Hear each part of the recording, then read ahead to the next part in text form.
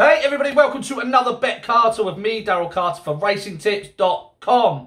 4 selections for you this week, all coming from Kempton. We're going to have a stab at Kempton. I'm really gutted that Chepstow was called off because I had some really nice horses over there. But we're going to take a few chances over at Kempton this week. We'll update the profit and loss next week after a really good week last week. But we'll kick straight into it. The 12.40, the nap of the day. These have been the horses to avoid the last few weeks, but it will turn around. Don't worry about that. Polish for Fergal O'Brien and Paddy Brennan is the nap of the day at 7-1 in the 12.40. This horse has only had 2 runs over hurdles in his life. He was a fairly useful flat staying type.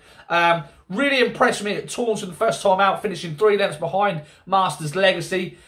He was given far too much to do that day. Go back and watch the run. You'll see exactly what I mean. He was held 15 lengths off the lead, steamed through to finish 3 lengths behind the winner that day. Went out to Ludlow next time, stepped up and tripped, did him the world of good, ran out a 2-length winner going away.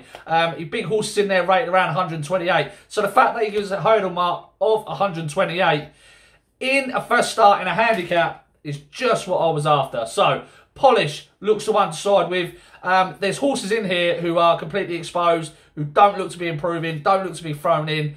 Bar, obviously, Palmer's Hill returns from a 461-day layoff. That form of his win when last seen has not really worked out at all. Howling Milan needs to prove he can back up his recent effort when falling last time out. And Downtown Getaway rates a risky proposition after pulling up last time. So the strong staying Polish should be able to come from off the pace and nab this one. In the 2.25, it's the Kingwell Hurdle. Lots of horses not to like in this race. I'm going to side with Song for Someone. He's around 11-4, 3-1 if you like. Gets weight from his main market rival, Chitabello, £4. He's been holding his form really well in a good handicap company this season. This looks like a cheap grade 2 to pick up, if I'm being honest with you. Elgin, lovely horse. Still could have potential inside, but he's got returned from 711 days from his last hurdle run. Diego de Charmel drops back from fences over hurdles. Don't think he's going to be good enough. Quick Grab him needs to show more. And Zambella is not going to be good enough. So Song for Someone. Get on that before the price bashes him into favourite. In the 3.02 at Kempton, this is a horse that I'm really excited about. I really like this horse, but I was hoping he'd run in the handicap. He's not running in the handicap. He's running in the Dovecote Hurdle, the grade 2.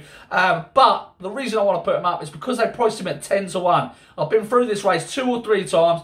This is a very, very tight race. The favourite Buzz has got plenty more to come, I'm sure, and is the highest rated in the field. But I do think that Fair Part Similar is well ahead of his mark. Now, Buzz has got form that ties in with Gloria Fortune last time, beating him by a neck. He did it a little bit more cosily than the winning margin suggests, but that form ties in with Calvadouge, who ties in with Fair Part Similar, and they're not that far apart. 2-1, 10-1, I'm not happy in that. So 10-1. Fair Part Similar could have plenty more to come this term.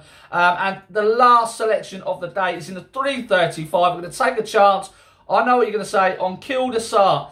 3 runs this season, been abysmal, but I've got excuses for those. Needed the run first time out behind Lost in Translation over a trip too short. Stepped up next time at Ascot on heavy ground, would have hated it. Then went to Ascot again over 2.5, hated the heavy ground. He gets better ground tomorrow. He's been dropped £5 down to a mark of 151. Flat track, lots to like for Kill the Sart. He's 10-1. It's very difficult to get away from Adrian Underpoint, but he looks the obvious wise guy angle. So Kill the Sart in the last, and that rounds off our day. So Polish, 7-1. Kill the Sart, 10-1. Song for Someone, 3-1.